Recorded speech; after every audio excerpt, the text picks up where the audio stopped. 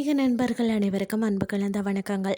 இன்றைக்கு நாங்கள் ஆன்மீகம் சம்மந்தமான பதிவில் பார்த்தீங்கன்னா, மங்களகிரி பானக நரசிம்மர் பாதி பானகத்தை குடிக்கும் விந்தை நரசிம்மரை பற்றி தான் நாம் இன்றைக்கு பார்க்க போகிறோம். ஆந்திர மாநிலத்தில் பார்த்தீங்கன்னா, விஜயவாடா அருகே அமைந்துள்ள ஒரு அதிசயமான தலம்தான் மங்களகிரி.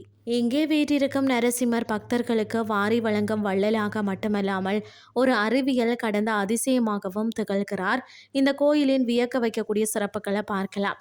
பானக நெய்வேத்தியம். இங்கு நரசிம்மர் பார்த்தீங்கன்னா சிலா ரூபமாக இல்லாமல் ஒரு பித்தளை வாயுடன் கூடிய முகமாகவே காட்சி அளிக்கிறாராம். இவருக்கு பானகத்தை வெள்ளமேலங்காய் கலந்த நீர் நெய்வேத்தியமாக படைக்கப்படுகிறது.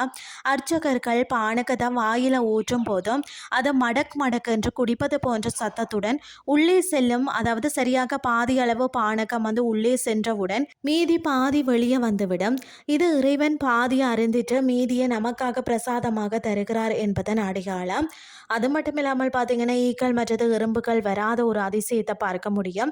நிச்சயமாக நம்ப முடியாத ஒன்று தான் இல்லையா? ஒரு சிறிய துளி பானக்கம் கீழே சிந்தினாலும் கூட அந்த கோயில் வளாகத்தில் ஒரு எறும்பையோ அல்லது ஈயையோ நீங்கள் பார்க்க முடியாது. அதிகப்படியான இனிப்பு நெய்வேத்தியம் செய்யப்படும் இடத்துல தான் இந்த மாதிரி சுத்தம் நிலவுவது ஒரு ஆன்மீக அதிசயம்னே சொல்லலாம். இந்த மங்களகிரி மலையில் பார்த்தீங்கன்னா ஒரு அணைந்த எரிமலை அதாவது இருக்கிறதாம். நரசிம்மருக்கு பானகம் படைப்பது அந்த ஒரு எரிமலையில் உள்ள கந்தக கூறுகளை குளிரவிக்க செய்யக்கூடிய ஒரு குறியீட்டு முறை என்றும் சிலர் கூறுகிறார்கள்.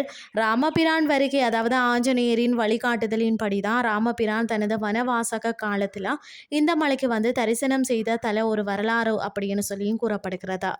இந்த கோயில் மலை மீது அமைந்துள்ளது. மதியத்திற்கு மேல் இங்கு தேவர்கள் பூஜை செய்வதாக ஐதீகம். எனவே மலைக்கோயில் காலை 6 மணி முதல் மதியம் 2 மணி வரை மட்டுமே திறந்திருக்கும். அடிவாரத்தில் உள்ள லட்சுமி நரசிம்மர் கோயில மாலை நேரங்களையும் திறந்திருக்கும். மற்றது பார்த்தீங்கன்னா, கோயிலுக்கு பின்புறத்தில் 9 கிலோமீட்டர் நீளம் கொண்ட ஒரு குகை பாதை உள்ளது. இது பார்த்தீங்கன்னு சொன்னால் உண்டவல்லி ரங்கநாதர் கோயில் வரை செல்லும் என்றும் கூறப்படுகிறதா. தற்போது பாதுகாப்பு கருதி தான் இது மூடப்பட்டிருக்கிறதா. வாழ்நாளில் ஒரு முறையாவது தரிசிக்க வேண்டிய தலம்னு சொன்னால் இந்த மங்களகிரி தான். நரசிம்மரின் அருளும் அந்த பானக பிரசாதமும் நம்மளுடைய வாழ்க்கையின் இன்னல்களை போக்கும் என்பது நம்பிக்கையாக இருக்கிறதா. இன்றைய ஆன்மீகம் சார்ந்த பதிவு உங்களுக்கு பிரயோசனமாக அமைஞ்சிருக்கும். இதே மாதிரி மற்றொரு ஆன்மீகம் சார்ந்த பதிவோடு உங்களை சந்திக்கிறேன். நன்றி.